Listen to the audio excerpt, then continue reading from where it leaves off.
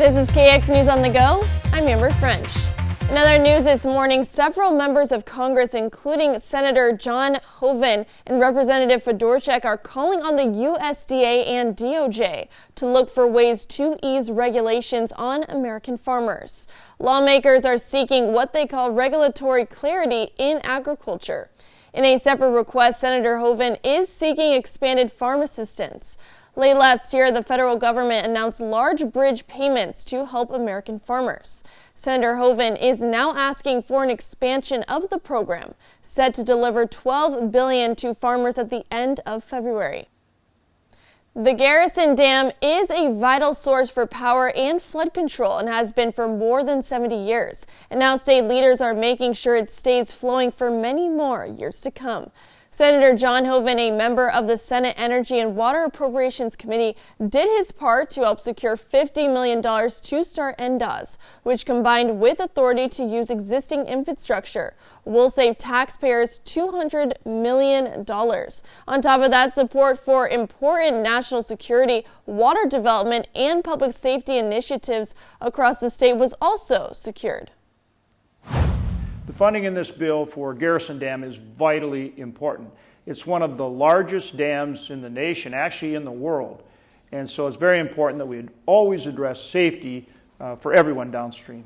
As a member of the Senate Appropriations Committee, Senator Hoeven secured $45.7 million for the project's design phase. Senators now face a January 30th deadline to reach a deal to avoid another government shutdown.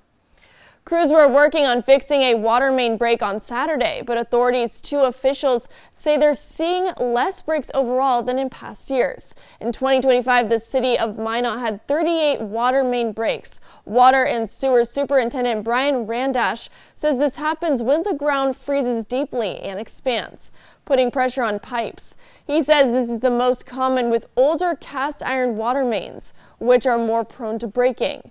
This year they've seen less, and he says it all comes down to the weather.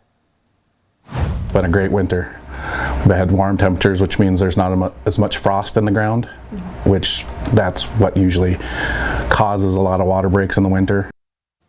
This summer, Randash says the city is planning 3 water main replacement projects made possible by extra funding.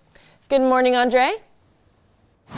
And good morning to you too, Amber, and happy Martin Luther King Jr. Day, everyone. And looking here in the Harvey area, we are seeing a temperature of 8 degrees below zero, so it's a rather cold start to our day. And the winds are out of the west at 10 miles per hour, making that wind chill be at 26 degrees below zero. As we head into Williston, we're seeing those partly cloudy conditions with a temperature of 1 degree below zero. And with the winds out of the west at 12 miles per hour, is making that wind chill be at 18 degrees below zero. So it is rather on the cold side across the viewing area. Now, looking at our current storm team radar, we are seeing those partly to mostly cloudy skies and maybe even a little bit of flurry activity going on around the Magic City, but otherwise it is a dry start to our day. Now, as far as our current temperatures, our temperatures at the moment are mainly in the single digits in teens below zero, including 13 degrees below zero there in Dunseith and 11 degrees below zero around Lake Metigoshe area. And as far as here in the capital city at 6 degrees below zero. But look at this, Watford City, we are seeing a temperature of 0 degrees.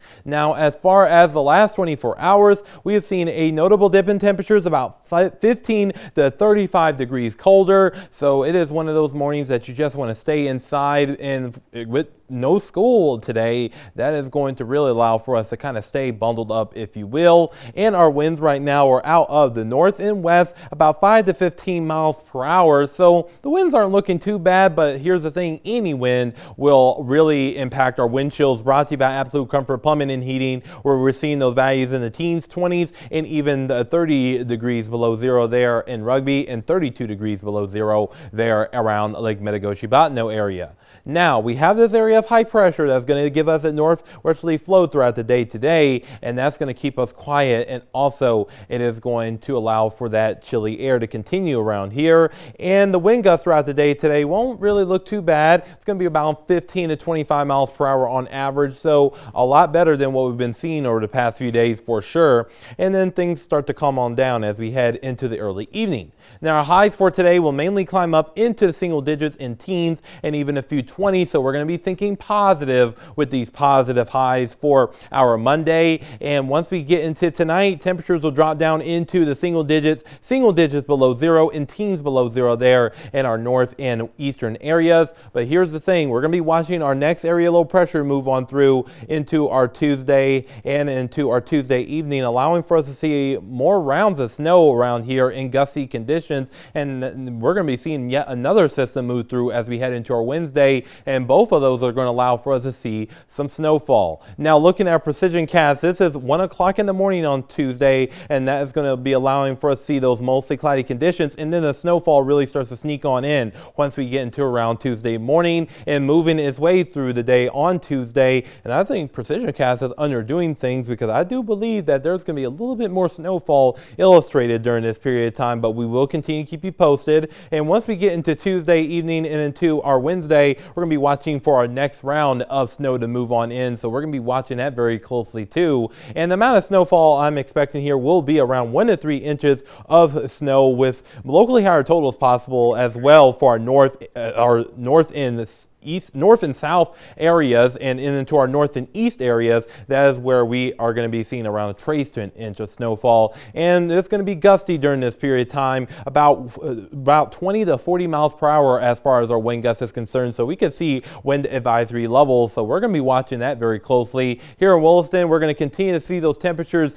nosedive over the next several days, with single digits below zero for our highs on Friday, and that same thing goes here in the Dickinson area too. Now looking here in the Magic City, we're going to be seeing single digits today, teens tomorrow, then teens for our Wednesday, and then we'll see single digits below zero for Thursday, teens below zero for our Friday, and then resurging once we get into the weekend. And that same thing goes here in the capital city too. So Amber, happy Martin Luther King Day to you.